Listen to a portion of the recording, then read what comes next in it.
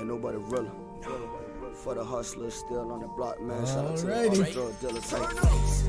Life be a bitch, he'll treat you like shit. Ain't gon' treat you like a baby, nigga. And I'll be lying if I told you if you don't grind, someone gon' give you that Mercedes, nigga. And if you never talk to the girl, how you finna bag her? How she gon' be your lady, nigga? And this shit been on my mind. It's feeling like I'm losing. It's driving me crazy, nigga. Cause some niggas that I know, they be acting like they love us, but they Alrighty.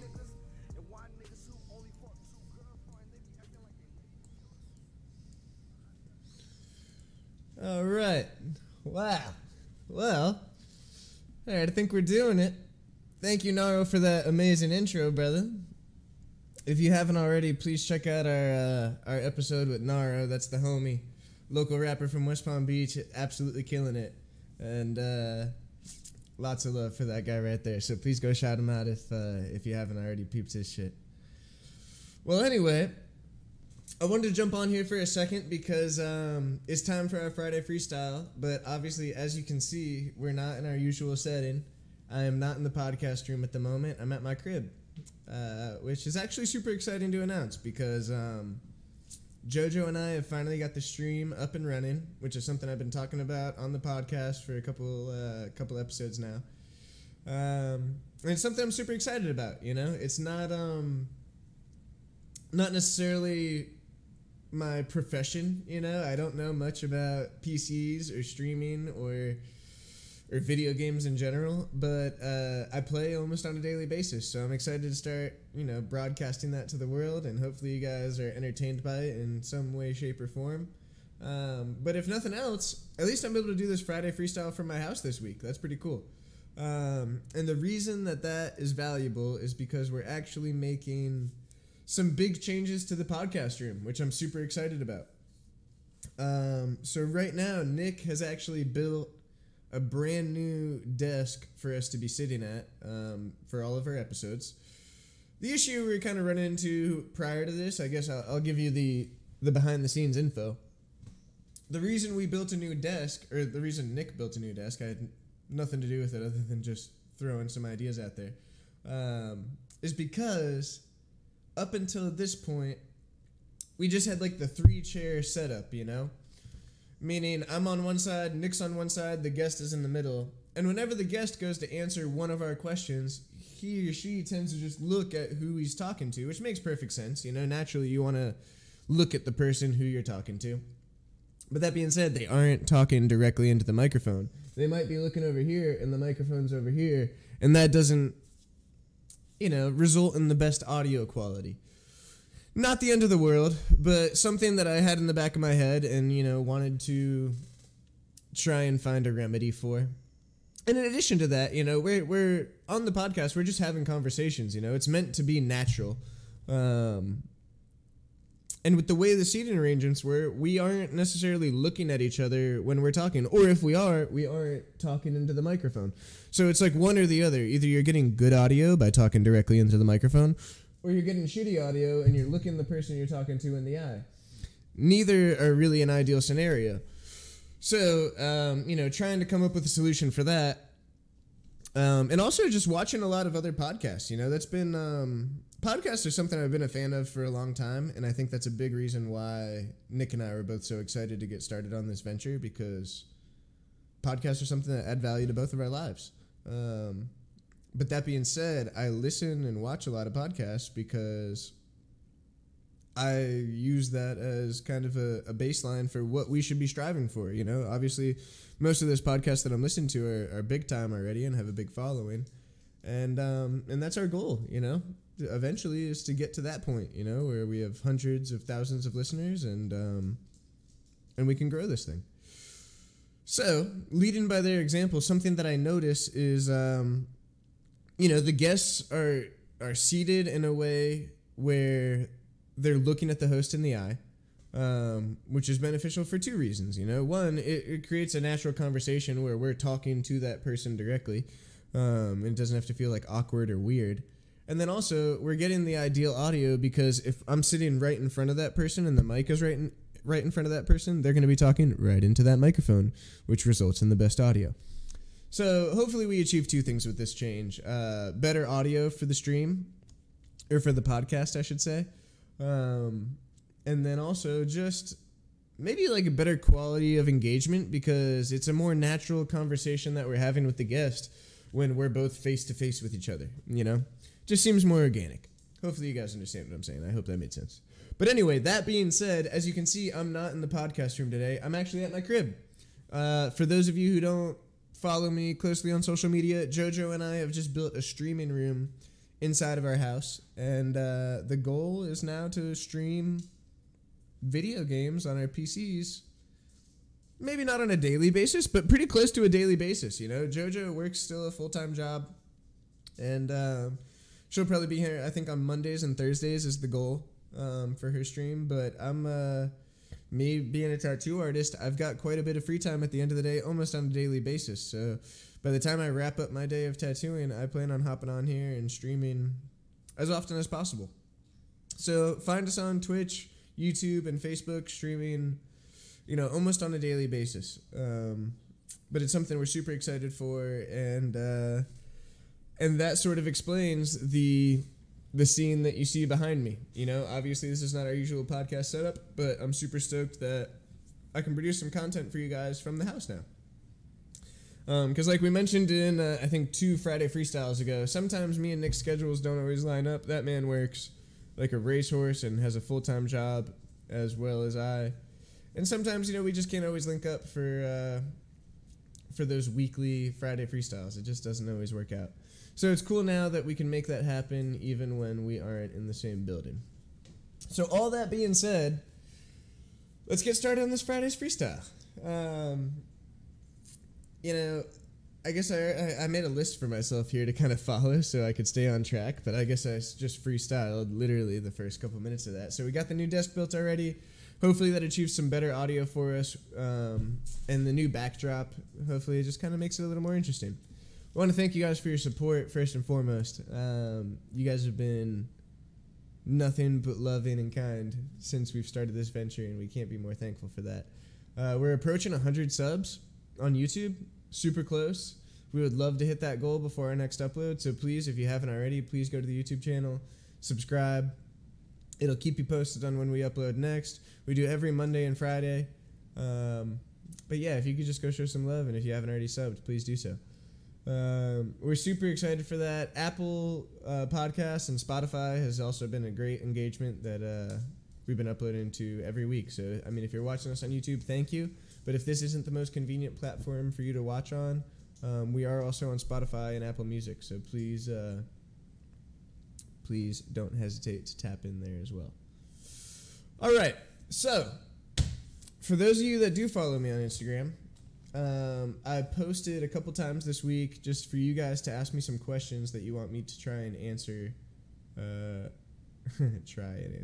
on this freestyle. So here's what we got. I didn't get to all of them because you guys were awesome and gave me a bunch of questions to answer. So the next couple of freestyles, I guess I'll just be banging out this list. But for now, I picked 4 questions. Yeah, 4 questions that we're going to get through that I thought were relevant and were good ones. So thank you guys for feeding in and, giving me something to talk about this week. So the first question is, what's something that you wish you knew when you were 19 that you know now? Which is a great question. First of all, I'm going to keep all of these anonymous just because I didn't exactly clarify that when we first started. I don't know if these people want me to identify them for asking these questions or not. So I'm just going to go ahead and keep them anonymous. I ain't no snitch. But, so what's something I wish I knew when I was 19 that I know now? It's a great question. And it's honestly not that long ago, you know. I'm 26 now, 6-7 years ago. But, a lot changes in 6 or 7 years. I mean, my life in particular has changed drastically in 6 or 7 years. So, it's a great question, bro. And my answer, the short answer is knowing your worth. I'm a victim of this myself, where I was in the restaurant and nightclub industry for the last about 7, 8 years. And I'm super grateful for that time that I spent in that industry. Learned a ton. It made me the businessman that I am today. But I definitely spent probably half of that time, 5 years or more, in my opinion, being undervalued, you know? I know what I was bringing to the table. I know my worth. And I just wasn't being paid appropriately. And I knew that most of that time. But was also in a position where I was too, I guess, afraid to speak up for myself and sort of make, I don't want to say demands because that sounds like the wrong sort of energy. But you know what I'm saying? Like to make the... demands might be the word. Make the demands that I wanted, you know, and know what I was bringing to the table and get what I deserved for those services. And I think there's a ton of variables in this situation. This is a hard thing that I'm talking about, you know, standing up for yourself and telling your boss that you deserve more. That's not an easy thing to do by any means, and I don't think that. But it'll make a world of a difference in your life. You know, I think a big part of what has to do with people feeling burnt out and, you know, and just abused in their day-to-day job. You know, most of us work a job every day, 5 days a week, where we're hustling and grinding and trying to make ends meet. And if that job that you're going to and spending the majority of your life at isn't fulfilling something you need or showing you what you're worth and adding value to your life, I think it's real easy to get burnt out. And you know, that's a dangerous place to be in the sense where I think you can be doing something that you actually love and something that you're passionate about, but if you aren't being compensated appropriately for the service that you're offering, pretty quickly that thing that you love, you can start to hate because now you're doing it and feeling like you're adding value to a situation where that same value isn't being brought back into your life. And, I mean, I speak from experience in that sense where coming from the restaurant business, you know, and especially being a family-owned and operated restaurant group, I was super grateful for the opportunities I have. You know, I was the GM of a nightclub when I was 19 years old, which doesn't even make sense. I'm kicking people out for drinking underage when I'm still underage.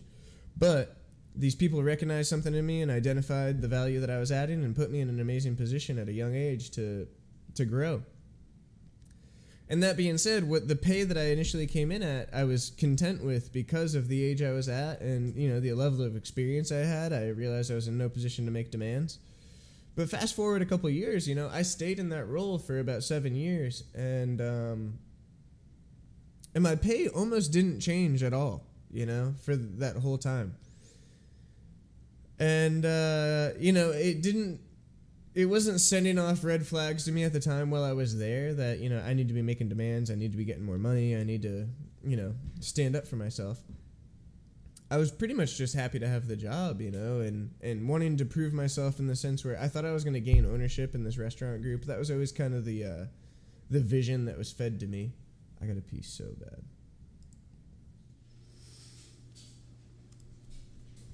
All right, I'm back.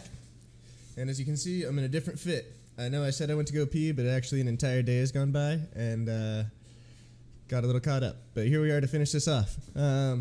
So I just listened back to everything I was saying last night, and to kind of pick up where I left off, the story that I was telling was the restaurant group that I was working for and the industry that I was in. At that time, you know, I had sort of proved myself in this restaurant group and was looking to climb that ladder in that industry. You know, I had no intentions of doing anything else. And that being said, I don't think that those opportunities aren't out there for other people, you know? There's definitely good business owners out there that recognize and value the employees that do a good job for them and will take care of them. But I guess my point is that isn't going to always be the case, and a lot of business owners, unfortunately, tend to look out for themselves and for their own business, you know? And they started that business for a reason, and that's to make money. And a lot of times, I think staff and employees can get taken advantage of because that owner is looking out for their own best interest, which you can hardly blame them for, you know. It's what they got into business for. But I also think that there's a ton of upside and rewards to really taking care of the staff that looks out for your best interest for your business. So that being said, I had been working for these people for about 7-8 years and wasn't really seeing the the compensation that I was looking for. And I started to realize that goal of, being part owner with these people was probably a little more far-fetched than I had been thinking for the past few years. And so, it took a long time to get to that point, and it took a long time to walk away from that situation, and it was definitely not an easy thing to do. But I think I waited too long, to get back to the original question, what's something that you wish you knew when you were 19 that you know now? And that's, I think I knew my worth probably 5 years before the time came that I left, and was just too afraid to speak up for myself, knowing that the answer was probably, if you don't like it, go get a job somewhere else. And then I got to start back from square one, where I've got no reputation with these people. So, it's a challenging topic to give you a solution for, but I guess evaluate where you are now with your current job. And if you're feeling burnt out, if you're feeling drained, you're hating going to work every day, that's not a good environment for you to be in. And it's not necessarily saying that it's the wrong job for you. Some people are, like I said, are doing something that they're super passionate about and super skilled in, and in the career path that they should be in. But that can burn you out if you're not being compensated appropriately. So I guess identify if you're in that position. And if you're doing the job that you love, but you're just not making the money you need to be making, I guess start kind of identifying the steps that need to be taken to justify the pay raise. I would never suggest you go to your boss and just demand more money, but think about what you've been doing over however long you've been employed by that person to justify the raise and justify a bonus, and present numbers to them. That was always the logic or the thought process when the time came for me to start making those demands. It wasn't just, hey, I've been working for you for a long time, I think I need more money, because I don't think anyone's going to respect that. But if you can go to them and say, hey, look, we've grown annually every year, our business is increasing by this percentage, I've brought in all this new revenue by implementing new things, and if you can give them examples of what you've been doing to grow their business and benefit them, and justify the income that you're asking for, I think you have a lot better chance of getting what you're looking for. At least walking into that conversation prepared with some numbers and some evidence of why you deserve what you want. So yeah, that was a pretty long answer. I didn't mean to go on a rant for as long as I did, but I think that it's important, that whole topic, and something that a lot of people can relate to, especially coming from the restaurant industry. And I know a lot of my friends that watch this are still in that industry, which I love. I'm not saying that that's a bad industry to be in by any means, but a lot of the people I know are feeling burnt out and just going through the motions every day.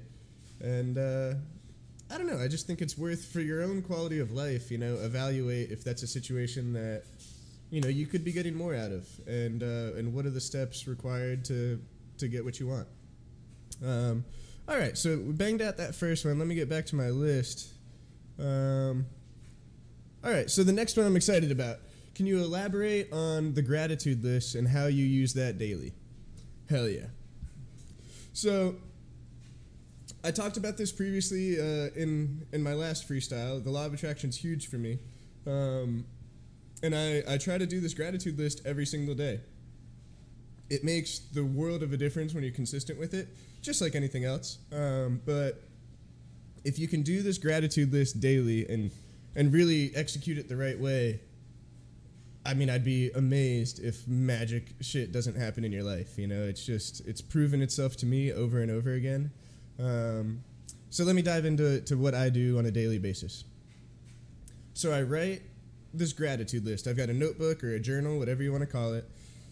And each day I open up to a blank page, and my goal is to just fill that page with a gratitude list. And I write as if it's like a diary, I don't like doing bullet points or like a list format, because I feel like that's too, there isn't enough emotion behind it. You're just checking off bullet points, where when you're writing it like a journal, you're really like telling yourself a story almost, and writing the things that you want or that you're grateful for, or the things that you're trying to manifest, and writing them as if you already have them.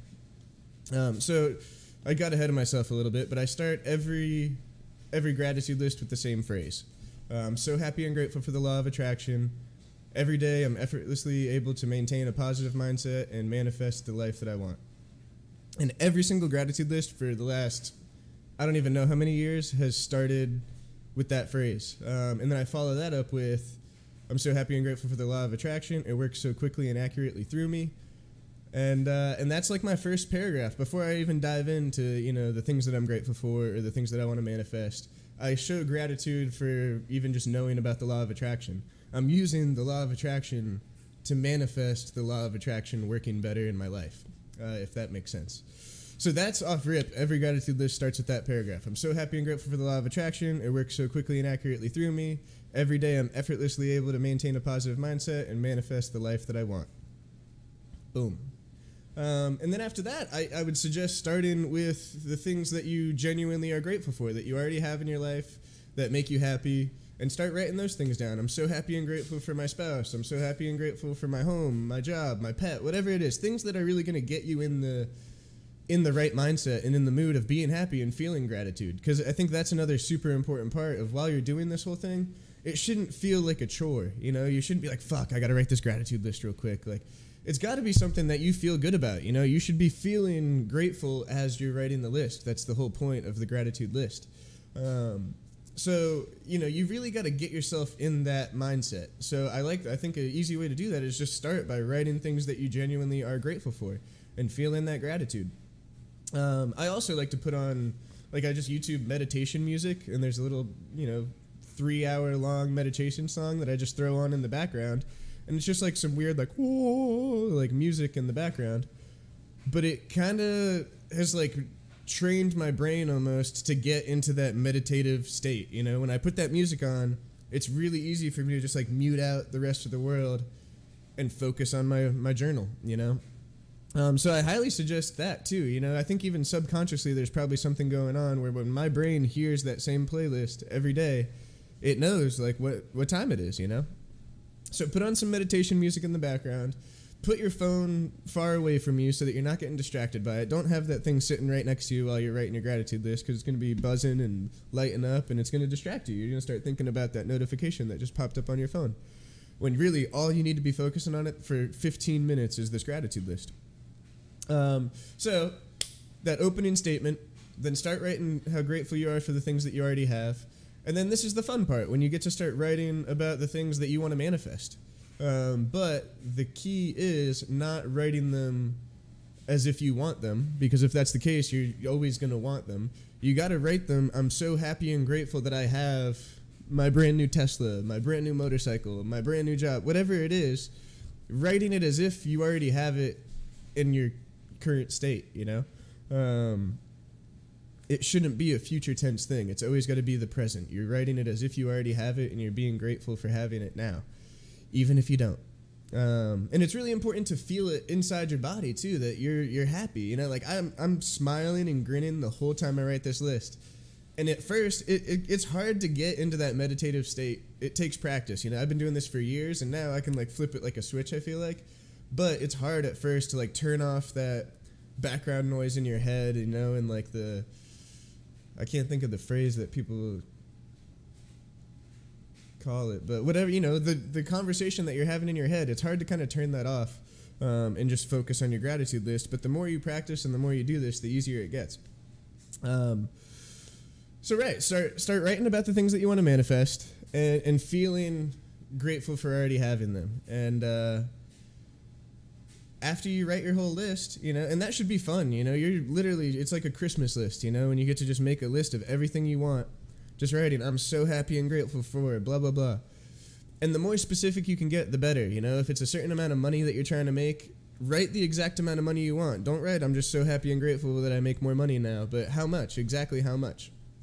And that makes sense on a lot of reasons. The universe is going to have a hard time kind of putting the path together for you if you aren't getting specific. The more specific you can get, the easier of a job you're making on the universe. And then also, if you want to be a little less trippy than that, subconsciously for yourself, the more specific you get, the easier it's going to be to identify the opportunities and put together a plan to get what you want. You know, when you're getting real with yourself and super specific about your goals, it makes them that much easier to obtain. When you're being real vague about your goals, it's hard to put together a game plan of how to achieve them. So that's one piece of advice I'd give you when you're doing this. Get super specific with the things that you want. The more details, the better, because it's that much easier for you to visualize it. And that's segues into the next step, which is as soon as you close that notebook, don't now pick up your phone and get back to the Instagram and all those text messages you just missed while you weren't looking at it for 10 minutes. Now you sit back in your chair. I even like to read the whole list back to myself, and then just sit there and close your eyes and visualize everything that you just wrote down. You know, the things that you already have, the things that you're trying to manifest. If it's that brand new job, just sit there and imagine yourself fucking shaking the shaker behind the bar at your brand new job. If it's that brand new motorcycle, you know, imagine yourself whipping it down the street on that motorcycle. You really got to be able to like get in touch with feeling genuinely inside yourself as if you already have these things that you're looking to manifest. And guys, I mean, if you've never done this before or you're not familiar with the law of attraction, it may sound pretty like trippy and far out and very like woo woo, but I'm dead ass, man. It works and it makes you feel so much better every day. As soon as you close that book and you close your eyes, you visualize, as soon as you're done with that, you feel better. It's almost immediate. And I'm not going to say that the results are immediate in the sense where you're going to manifest all these things that you just wrote down in your journal right away. It takes time, it takes work, it takes determination, and it takes you identifying the opportunities that are presenting themselves and taking action. But the first step, in my opinion, is this gratitude list and this journal. That helps you put together the blueprint for how you're going to achieve all these things that you want. And, you know, say it's all bullshit and I'm completely wrong about all this. Worst case scenario, you just spent 10, 15 minutes a day writing down your goals, you know, and that's really not asking a whole lot of you. It doesn't cost any money to do. It doesn't, you know, require a bunch of sacrifice. I'm not asking you to fast or do anything crazy. Just write down a list of goals for yourself and write them as if you're already grateful for having them and feel it genuinely inside your body. And I swear to God, your life will change drastically. So, I mean, I really challenge you guys, if you haven't already, please adopt this practice of a gratitude list, because it's done amazing things in my life. It's changed my life for the better over and over and over again. And I could go on a rant and tell you a million stories of examples of gratitude lists that, you know, I still have, that, you know, now I have those items that I was writing and trying to manifest. I've been doing it my whole life, you know. It's really an amazing thing, and that's why I'm so passionate about it. Yeah, I mean, I can go on and on. I think I'm going to try and cut it off there because I've got a couple more questions to go through, but I really do challenge you guys to try and write a gratitude list and give it a month, you know. Do a gratitude list every day for a month and give it a chance, and let me know how that goes for you, because I'd be shocked if you guys don't have amazing results. All right, so the next one we got is, how do you fight your demons? Always curious how others go about this. All right. This is a good question. I'm not sure if by demons you mean like substances, and if that's the case, I'm just going to answer it both ways. If we're talking about substances, this is a good one. I think a lot of people can relate to. Personally, alcoholism is something that runs in my family, so it's something I've witnessed my whole life, which is partially something that helps keep me in line today. You know, as a kid growing up, seeing my parents have their issues that they had and knowing that alcohol was a big problem, and knowing that I never really wanted to be like that, that's, you know, an image that I still hold in my mind today. And I mean, I love both my parents. They're both sober now, and they did an amazing job raising me. Don't get it twisted. But I definitely saw, as I got older, the problems that they had with their relationships and in their lives, and that alcohol was like a direct catalyst to that. So, I mean, that being said, I think most people probably can relate to that in one way or another, even if it's not your parents or someone that you witnessed, you know, in your household growing up. We probably all know somebody with, you know, some sort of substance abuse problem, and you see the path that it leads down, you know? So if you've tying back into the gratitude list, like if you're doing those things and you've got clear-cut goals set out for yourself, it's really easy to like see through that bullshit, even if it's your own bullshit, and know that those things that you're abusing aren't getting you closer to those goals. And it gets really hard to write those goals every day and then still fuck up and make those same decisions right after that, because you know one's not helping the other.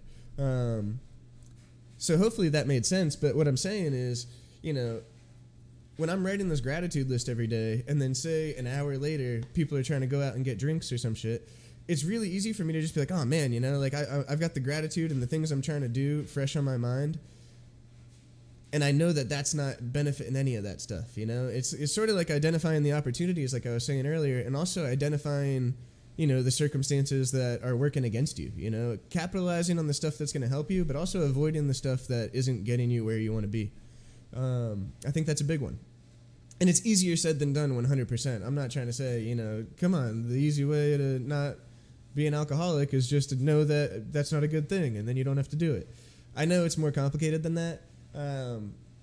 But being able to get real with yourself, I think, is super important. And having those internal conversations and holding yourself accountable is super important, because not all of us have someone that's going to do it for you, you know? You really got to be able to check yourself when the time comes. And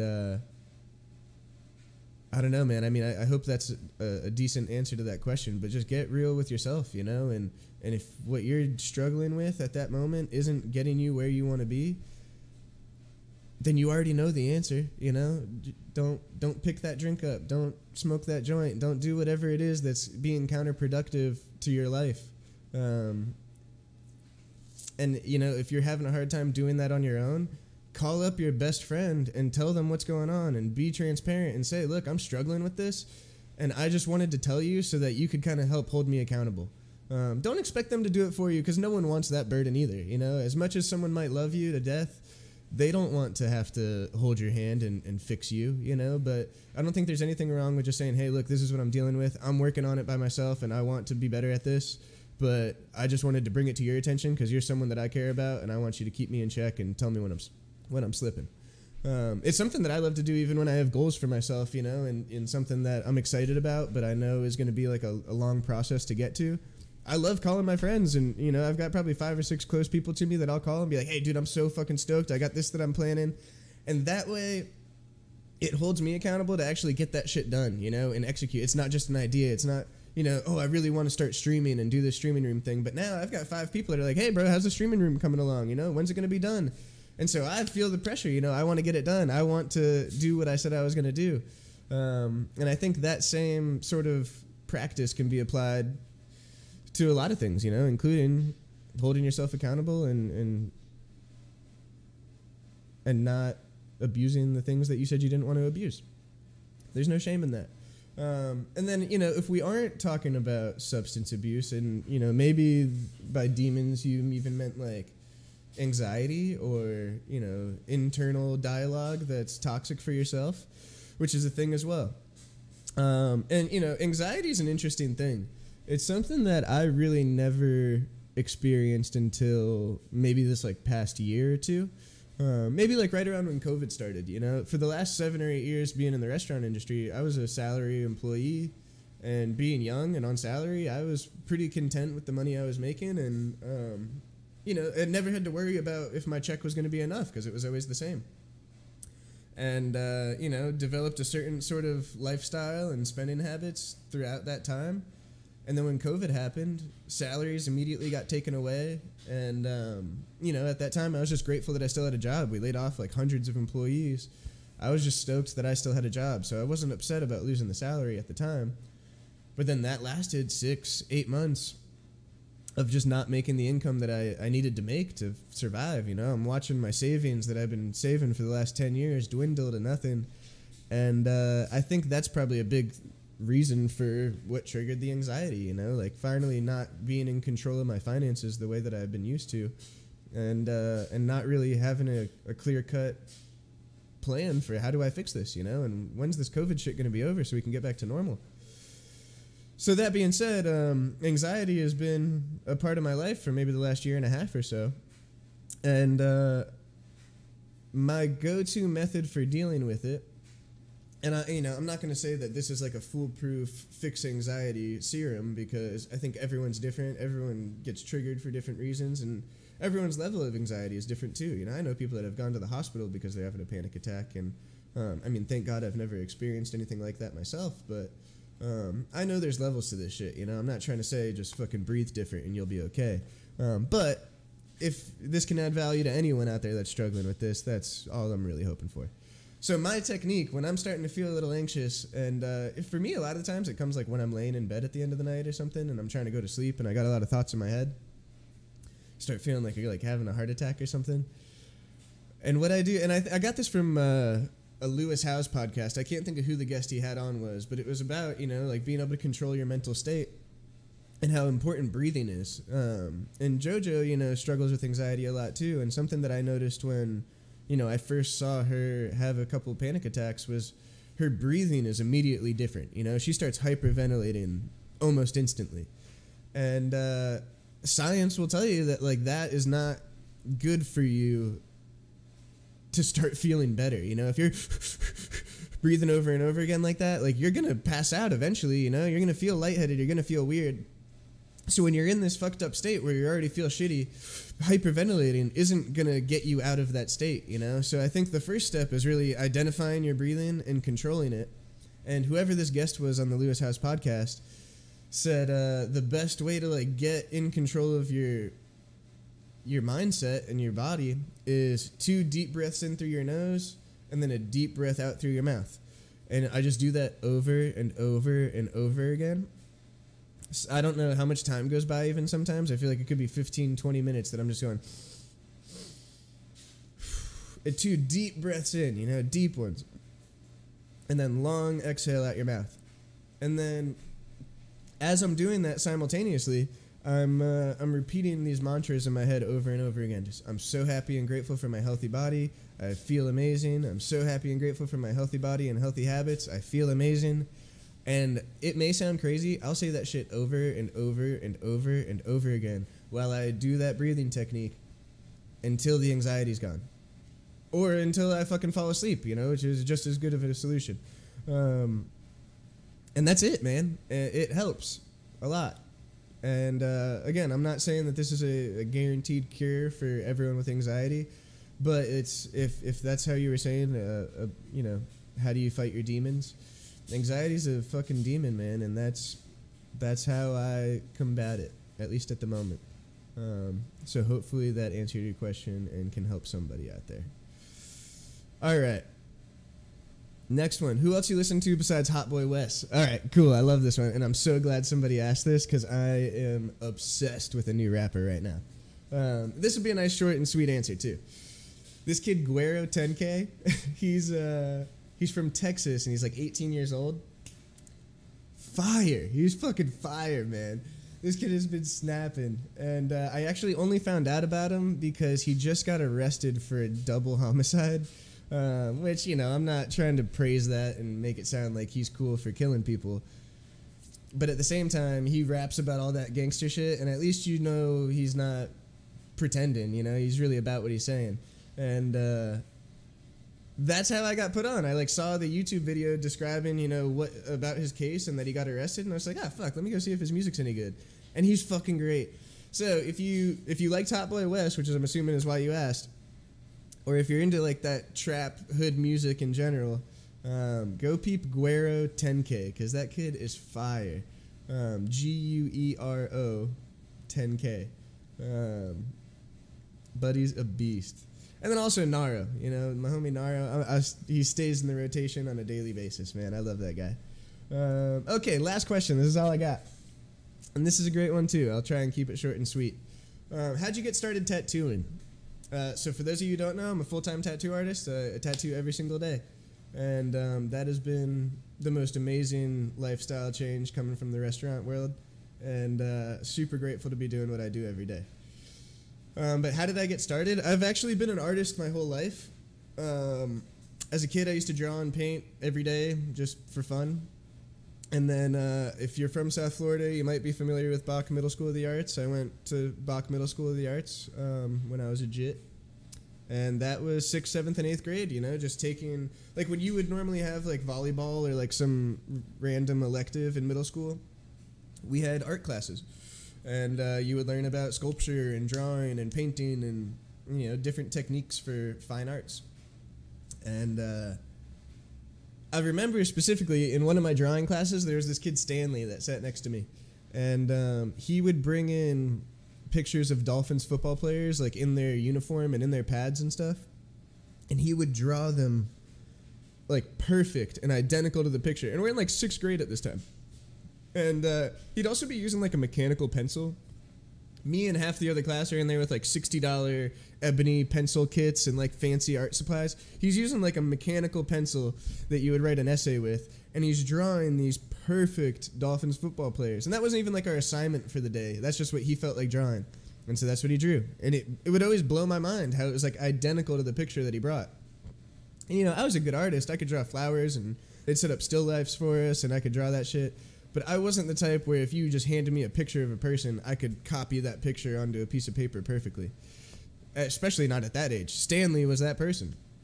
And so I always kind of grew up thinking to be a tattoo artist, you had to be like Stanley. If someone brings you a picture of their grandma, you got to be able to tattoo grandma identical to that picture on their body.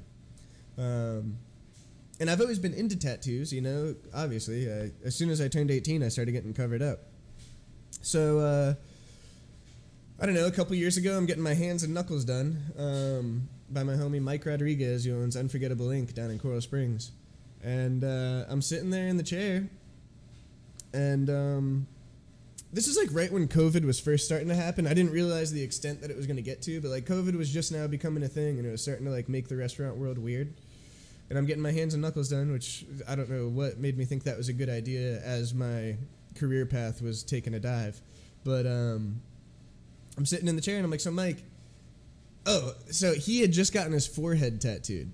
And I don't mean like dead center of his forehead, but like his hairline, right along his hairline.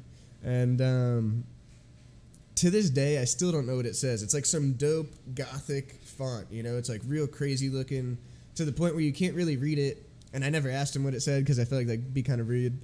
But it looks cool, And when he tagged the artist that did it, I went and lurked that guy's page. And sure enough, all this guy does is this crazy gothic font that you can't even really read. But that's what he specializes in. That's all he does. His whole page, he's thousands and thousands of followers. He tattoos every day, only doing lettering, and it's this crazy gothic lettering. And so that kind of sparked an idea in my head. I was like, oh shit, like you don't have to do grandma portraits to be a tattoo artist. Like you can just have like a niche that you're good at and run with that. And at that time, coming from the restaurant world, really all the fine arts practice that I was getting over the last 8 years was doing the chalkboards and the specials signs, whenever we had like a cocktail special or dinner special, like I would be the one that would write it on the chalkboard because I had good handwriting and I was good at calligraphy. So when I see this guy who made a career out of calligraphy and tattooing it, I was like, oh fuck, like I could do that too. So I'm asking Mike as I'm in the chair getting my hands and knuckles done, I'm like, bro, if I wanted to do this, like where would I even get started? What would it take? And he was like, dude, can you draw? And I basically just told him the same story I just told you guys. And he was like, bro, come by the shop anytime you want, and I'll teach you everything you need to know. Like, you can do what I do. And that's really all I needed to hear. I went home that night, started doing a bunch of research on all the equipment that was going to be needed, ordered as much stuff as I could. And for the next few months, I went down to Mike's shop a couple days a week and would just shadow him and watch him work. And, he would kind of explain what he was doing as he was doing it. And that's where it all started. I'm also super grateful that, my roommate Kevin at the time was crazy as fuck and was just down to let me practice on him, which, that was a great opportunity too. I wouldn't have excelled as quickly as I did if I didn't have the ability to practice the way that I did. So Kevin, thank you, bro. Love you. Appreciate you for that. It all took off from there. A couple months of shadowing Mike. Not necessarily your traditional apprenticeship, but a loose one, I guess you could say. And coming from the restaurant world and being in that for as long as I was in the downtown West Palm area, I made a ton of friends and a ton of great relationships throughout that time, and always kept a good reputation for myself, always, had a good name around this town. And so when the time came that, you know, I was ready to leave the restaurant world and start tattooing, when I announced that I was doing that, it was almost instantaneous, which I never expected, but people were just trusting me and down to let me tattoo them, and it's been every day since then, you know, without really any exaggeration there. So that being said, I mean, my best advice to anyone out there, no matter what you're doing, even if you're in that job that's burning you out and, you know, you're not on the career that you're going to do for the rest of your life, I highly suggest always being a good person, always doing the right thing, being nice to people, and just keeping a good reputation for yourself, because you genuinely never know when it's going to come back and benefit you or hurt you. So, I mean, just always be a good person, because why the fuck not? But also, you never know who you're talking to and how much they might be able to benefit you in the future. And, I mean, I'm a perfect example of that, where I have made a career off of the relationships that I have, you know, and obviously the artistic skill that I have, but I never would have gotten the chance to showcase that artistic skill if I didn't have, you know, a ton of awesome friends and family that were willing to, you know, give me a chance. So yeah, that's how I got started tattooing, and I couldn't be happier with the career path that I'm on now. It's honestly just been amazing, and feels like a dream, man. I finally have time to do stuff like this and have hobbies and have things that I'm passionate about, where before I was just slaving away at the restaurant, and it's just been an amazing change of lifestyle. So I'm super grateful, and I manifested the fuck out of it, so go write a gratitude list. But anyway, guys, that's all I got for you. This is going to be the longest freestyle I've done in a long time, but hopefully it was entertaining, and hopefully it's going to add some value to somebody out there. You know, just want to sum it all up with thank you guys so much for the love and support. Appreciate you more than you know. And we'll see you on Monday. Thank you so much. Peace.